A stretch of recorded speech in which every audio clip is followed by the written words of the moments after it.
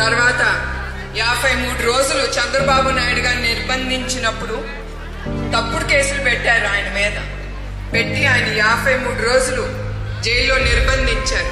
అక్కడ కూడా ఆయనకి కార్యకర్తల మీదే, ఆయన ఆలోచన ప్రజల మీదే.